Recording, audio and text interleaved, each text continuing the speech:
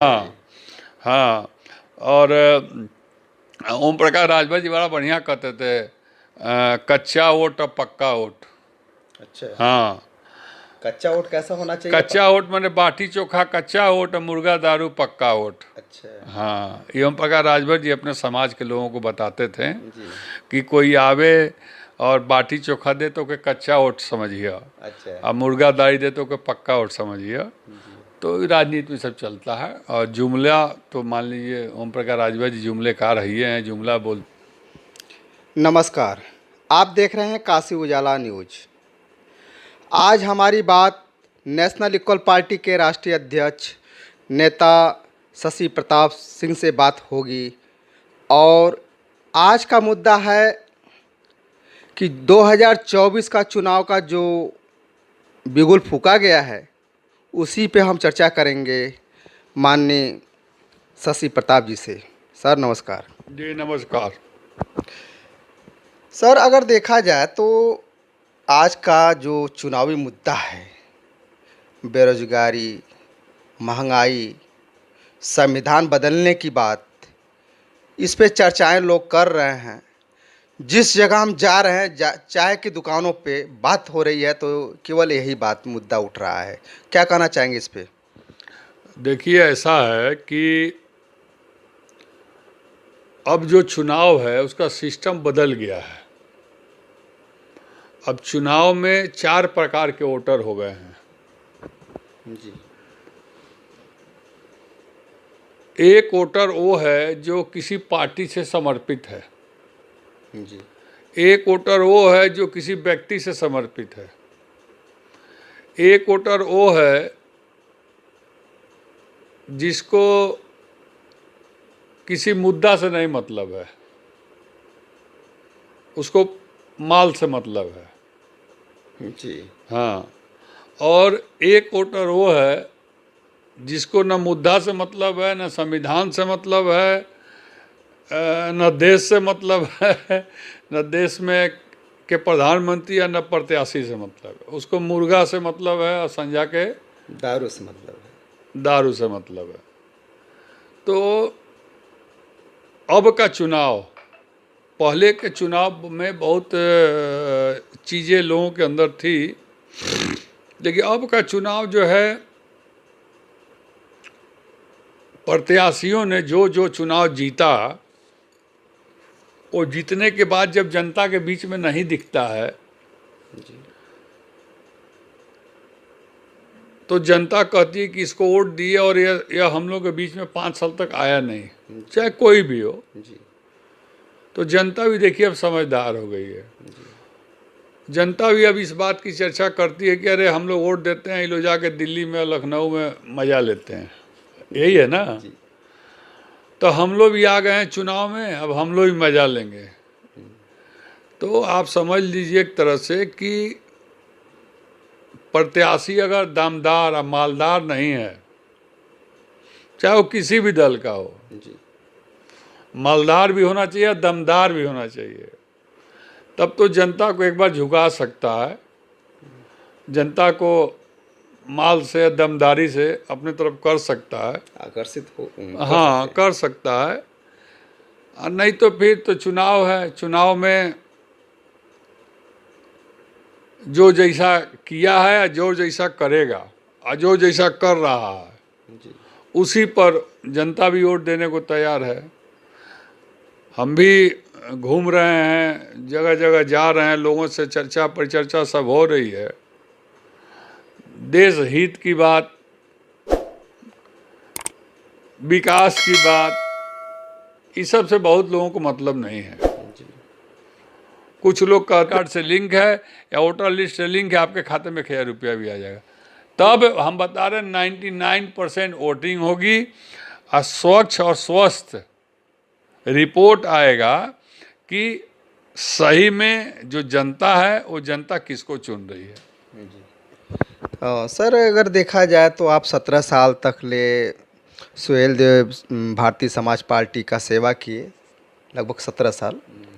लेकिन अगर आज की डेट में अगर देखा जाए तो इस समय ऐसा स्थिति आ गई है कि ओम प्रकाश राजभर के बेटे अरविंद राजभर को बीजेपी से जो गठबंधन हुई है और घोषित से टिकट लेकर के चुनाव मैदान में उतरे हुए हैं।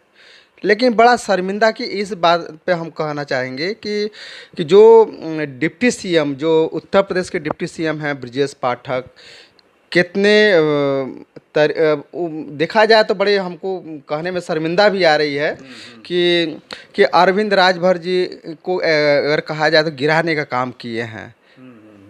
तो इस पे आप क्या कहना चाहेंगे? देखिए, हम इस पर क्या बोलें, तो बहुत वास्तव में अच्छा नहीं हुआ, हमें भी अच्छा नहीं लगा। उसके पीछे कारण है कि जो व्यक्ति घाट घाट पर कपड़ा बदले, कोस कोस पर बाणी, हर जिले में लंबी फेंके, बताओ वो कौन है प्राणी। तो आप अब हम नाम नहीं लेंगे, हम मेरा कहने का मतलब है कि आप समाज में जो बोएंगे वही ना काटेंगे हैं। आपने गलत बोया है तो गलत काट रहे हैं। और मुझे भी इस बात का दुख है कि एक नेता को, और भी एमफिल किया हुआ डॉक्टर को, अगर चुनाव के लिए इस तरह का काम करना पड़ता हो तो शायद मेरे बस का नहीं है करना। हाँ, और हमसे नहीं हो पाएगा, ये वास्तव में शर्मिंदा की बात। हाँ, शर्म की बात। समझा, ऐसा नहीं होना चाहिए राजनीति में, चाहे कोई भी हो, अरविंद राजभर जी हो या कोई भी हो, किसी के साथ ऐसा नहीं होना चाहिए। देखिए, एक वोट मांगना हाथ जोड़ के, वो अलग बात है, वो एक अलग आशीर्वाद होता है। और एक तीन बार ऐसे नहीं ऐसे माफ़ी मांगो, ऐसे नहीं ऐसे माफ़ी मांगो, ऐसे नहीं ऐसे माफ़ी मांगो, ये हमें भी अच्छा नहीं लगा।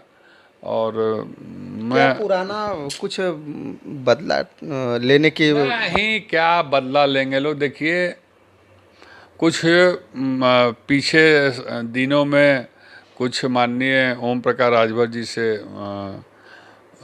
कुछ स्लिप ऑफ टंग जिसको कहा जाता है, मुंह से जुबान से फिसल गई बातें कुछ आ गई थी, जिसको लेके बीजेपी के लोग नाराज थे।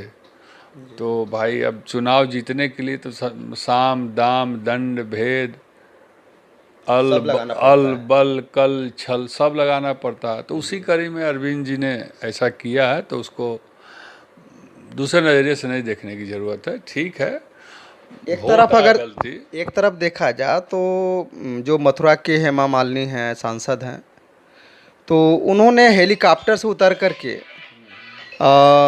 गेहूं काटने का, किलकिलाती धूप में गेहूं काट रही हैं। उसी तर्ज पे जो ओम प्रकाश राजभर हैं वो भी गेहूं काट रहे हैं। देखिए, ऐसा है ना कि हेमा मालिनी जी तो दिखाने के लिए गेहूं काटी।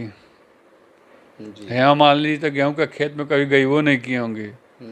वो है साउथ की, आई बम्बई, उसके बाद अपना फिल्म इंडस्ट्री में आगे बढ़ गई। और ओम प्रकाश राजभर तो वास्तव में गेहूं काटने वाले है, ये किसान तो हैं। हाँ, वो अपने जीवन में जितना गेहूं काटे होंगे, बांधे होंगे, पीटे होंगे और ये किए होंगे, तो वो हाँ, केवल ठीक है, आजकल सोशल मीडिया और रील और दिखावेपन की राजनीति है। मैंने आपसे अभी कहा ना कि अब देखिए, राजनीति वो राम मनोहर लोहिया वाली, जयप्रकाश नारायण वाली अब कहाँ रह गई, चंद्रशेखर जी वाली, अटल बिहारी वाजपेयी वाली, अब वो राजनीति नहीं हो गई। 2014 के पहले अटल जी की, चंद्रशेखर जी की, बीपी सिंह जी की जो देश में राजनीति थी ना, वो अब राजनीति नहीं है। 2014 के बाद बहुत कुछ बदल गया देश में। अच्छा हाँ, अब गेहूं काटिए, पानी भरिए, नाक रगड़िए, हाँ, टूल पर बैठिए, सोफा के नीचे बैठिए, पीछे खड़े रहिए। अब वो सब जमाना चला गया। अब क्या, अब तो पंप एंड शो की जमाना है ना। अब देखिए, वो जमाना नहीं रह गया। मैंने कहा ना कि मालदार और दमदार, जी, ये दोनों होना हाँ हाँ। और ओम प्रकाश राजभर जी बड़ा बढ़िया कहते थे, कच्चा वोट और पक्का वोट।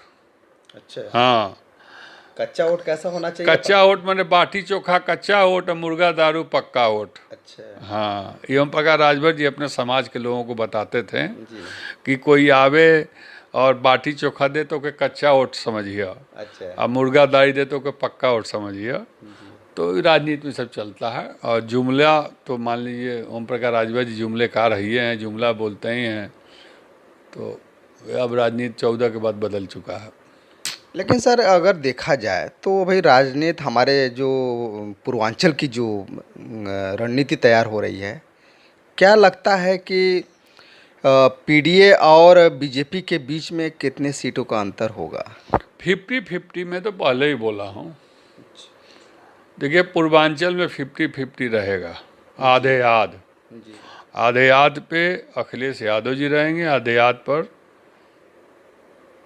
बीजेपी रहेगी। जी। हाँ, अब आधे याद में कौन सीट के जीतेगा हारेगा ये हम नहीं बता पाएंगे अभी, लेकिन आधे याद पर होगी लड़ाई। जी। सर बहुत अच्छा लगा सर आपसे बात करके। अगर ये वीडियो आपको अच्छा लगे तो लाइक और सब्सक्राइब जरूर कीजिएगा। फिर मिलेंगे नए वीडियो के साथ। नमस्कार।